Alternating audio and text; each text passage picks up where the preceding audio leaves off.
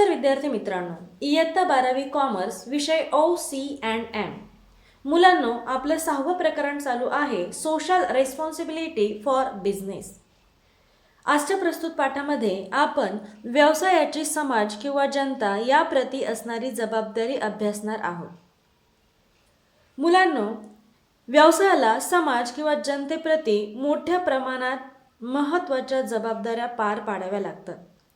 आता समाज किंवा जनता म्हणजे आपण ज्या घटकांबरोबर राहतो, ज्यावेळेस व्यक्ती समूहाने राहतात त्यावेळेस त्या घटकाला किंवा त्या कृतीला समाज असं म्हटलं जातं. आणि समाजात राहणारे आपण लोक म्हणजेच जनता.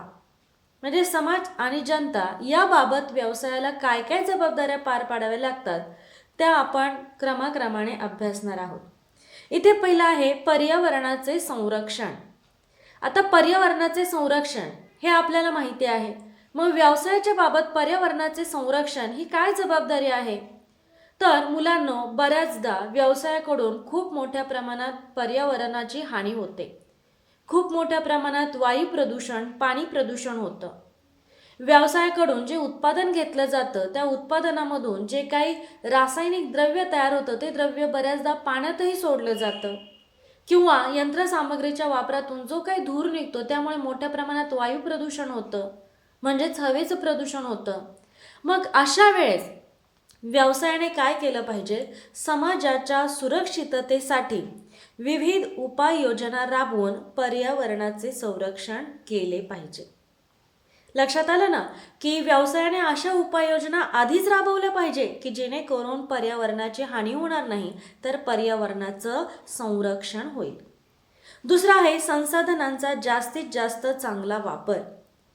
मुलांनो, आपण व्यवसायासाठी, व्यवसायातील ज्या उत्पादनासाठी जी काही संसाधने म्हणजेच साधन सामग्री वापरतो ती बऱ्याचदा मर्यादित असते. कारण काही साधन सामग्री निसर्गाकडून घेतली जाते, काही तयार केली जाते. मग अशा वेळेस तिचं स्वरूप हे मर्यादित असतं.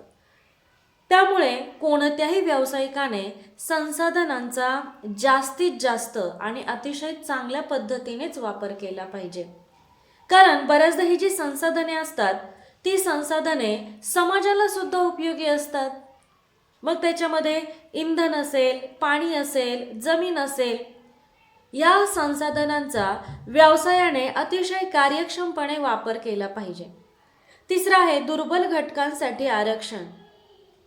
मुलांनो, आपल्या समाजामध्ये असे काही दुर्बल घटक आहे की त्या दुर्बल घटकांचा विकास होणं अत्यावश्यक आहे. मग या दुर्बल घटकांच्या विकासासाठी व्यवसायाने काय केलं पाहिजे की दुर्बल घटकांसाठी काही जागा आरक्षित ठेवल्या पाहिजे, काही नोकऱ्या आरक्षित ठेवल्या पाहिजे. मग हे दुर्बल घटक कोणते? तर जे घटक आर्थिकदृष्ट्या दुर्बल आहेत. आर्थिकदृष्ट्या म्हणजेच ज्यांचं उत्पन्न कमी आहे, त्यांना खऱ्या अर्थाने पैशाची, उत्पन्नाची गरज असते. मग अशा लोकांसाठी काही नोकऱ्या किंवा काही नोकरीसाठीच्या जागा ह्या आरक्षित ठेवल्या पाहिजे की जेणेकरून त्या लोकांना उत्पन्न मिळून ते सर्वसामान्य समाजामध्ये येतील. त्यानंतर पुढील आहे मागासलेल्या भागांचा विकास. आजही आपल्या भारत देशामध्ये खूप मोठ्या प्रमाणात मागास भाग आहे की ज्या भागाचा विकासच झालेला नाही. म्हणजे त्या भागातील लोक हे मागास असतात. त्यांना जगामध्ये काय काय बदल झालेत, काय काय नवीन तंत्रज्ञान आलंय याची माहितीच असत नाही, म्हणून त्याला मागास असं म्हटलेलं आहे. मग या मागास भागातील लोकांचा विचार करायचा असेल, विकास करायचा असेल, तर त्या ठिकाणी व्यावसायिकांनी नवनवीन व्यवसाय सुरू केले पाहिजे की जेणेकरून तिथे व्यवसाय सुरू झाले तर त्या मागास भागामध्ये म्हणजेच ग्रामीण भागामध्ये मोठ्या प्रमाणात रोजगार प्राप्त होईल. आणि रोजगार प्राप्त झाला म्हणजेच त्यांना उत्पन्न मिळून त्यांचा खर्च वाढून त्यांचा जीवन प्रवाह उंचावेल, जीवनमान उंचावेल. अशा वेळेस व्यवसायामध्ये किंवा सामाजिक जो असमतोल आहे तो व्यवसायामुळे कमी होईल. म्हणून व्यावसायिकाने शहरी भागामध्येच व्यवसाय सुरू न करता काही व्यवसाय ग्रामीण किंवा मागास भागामध्ये सुरू करावेत. त्यानंतर पुढील आहे समाज विघातक कृत्यांना विरोध. आता समाज विघातक जी कृत्य आहेत ती कोणकोणती आहेत की बऱ्याचदा समाजाला घातक असणारी कृत्य म्हणजेच समाज विघातक कृत्य. कोणती? समाजाला घातक ठरणारी कृत्य. मग कोणती असतील? तर आपल्याला दिलेलं आहे गुन्हेगारी प्रवृत्तीचे लोक, लाचखोरी अशा व्यक्तींबरोबर संबंध ठेवू नये. म्हणजेच काय करतो की व्यवसायाने समाज विघातक कृत्यांना विरोध केला पाहिजे. कसा विरोध केला पाहिजे? की जे गुन्हेगारी प्रवृत्तीचे लोक आहे, जे लाचखोरीसारख्या कृतीतून जात असतात, लाचखोरीसारख्या कृती करत असतात, त्याचबरोबर हे असे वाईट आणि विचित्र किंवा विक्षिप्त असणाऱ्या लोकांबरोबर व्यवसायाने कोणत्याही प्रकारचे संबंध ठेवू नये, व्यवहार करू नये. याचा तोटा हा व्यवसायाला होत असतो, कारण समाज त्याकडे वेगळ्या दृष्टीने पाहतो. अशा वेळेस समाजामध्ये त्या व्यवसायाची प्रतिमा ही डागाळू शकते. म्हणून व्यवसायाने अशा गुन्हेगारी प्रवृत्तीचे किंवा लाचखोरी वृत्ती असणाऱ्या लोकांशी संबंध ठेवू नये.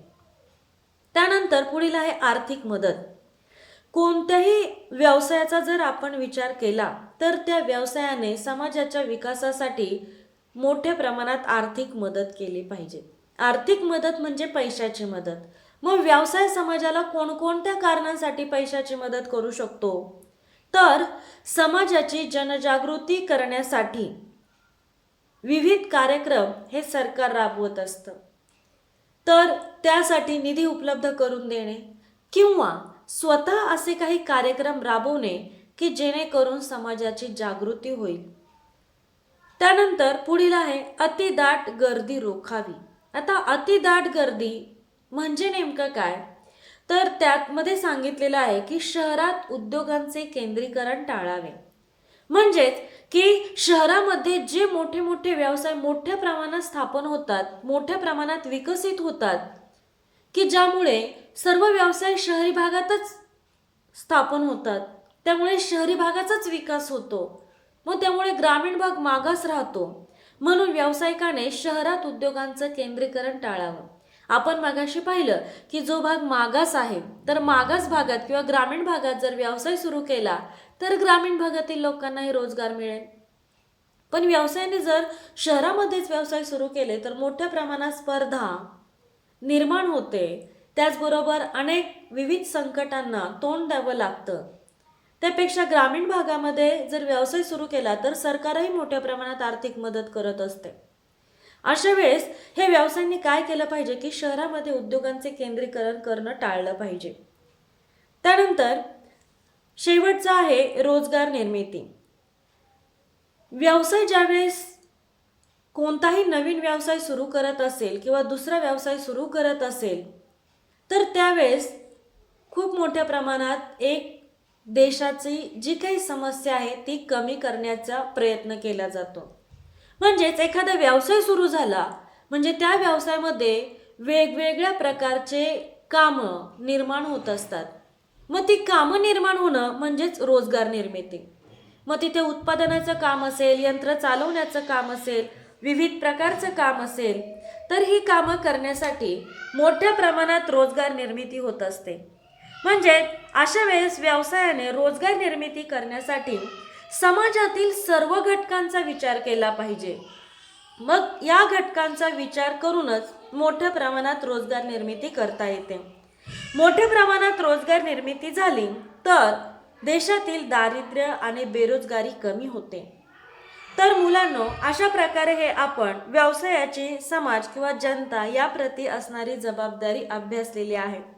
आता हे मुद्दे आपण थोडक्यात पुन्हा एकदा अभ्यासूयात.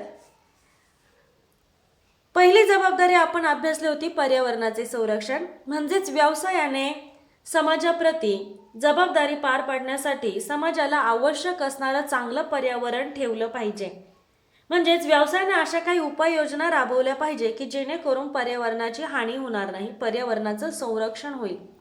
त्यानंतर संसाधनांचा जास्तीत जास्त चांगला वापर. मुलांनो, संसाधने म्हणजे साधन सामग्री ही मर्यादित स्वरूपाची असते आणि ती एकदा वापरल्यानंतर बरीचशी साधन सामग्री नष्ट होते. त्यामुळे या साधन सामग्रीचा जास्तीत जास्त आणि अतिशय कार्यक्षमपणे वापर केला पाहिजे. मग ही साधन सामग्री कोणती सांगितलेली आहे? उदाहरणार्थ इंधन असेल, पाणी असेल, जमीन असेल, तर या साधन संपत्तीचा जास्तीत जास्त चांगल्या प्रकारे आणि कार्यक्षमपणे वापर केला पाहिजे.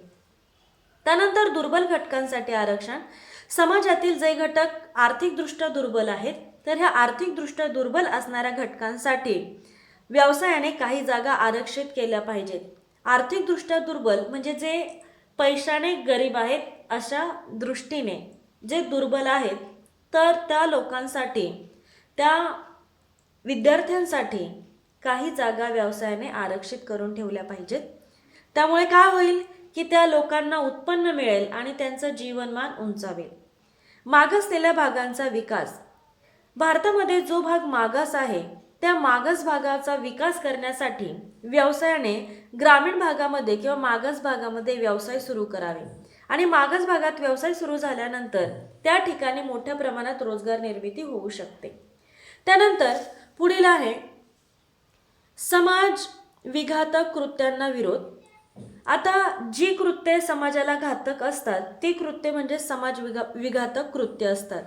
तर अशा कृत्यांना व्यवसायाने विरोध केला पाहिजे. मग विरोध कसा करता येईल की जे लोक गुन्हेगारी प्रवृत्तीचे आहेत, लाचखोरी करणारे आहेत, अशा लोकांशी व्यवसायाने कुठलाही संबंध ठेवू नये.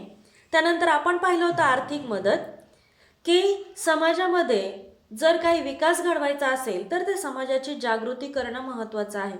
यासाठी व्यवसायाने विविध कार्यक्रम स्वतः राबवले पाहिजे किंवा या कार्यक्रमासाठी आर्थिक मदत केली पाहिजे.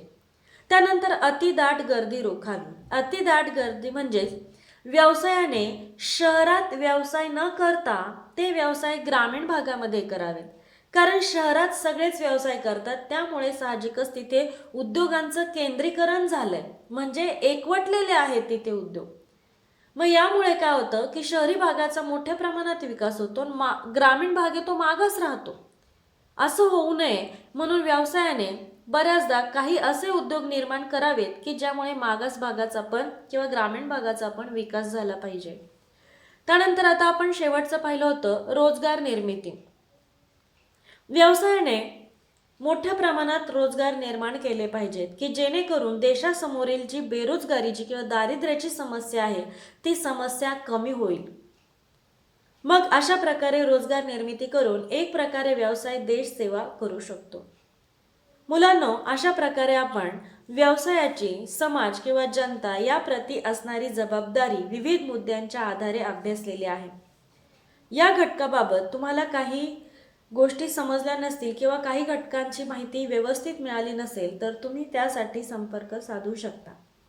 आजचं लेक्चर इथेच संपलं. धन्यवाद.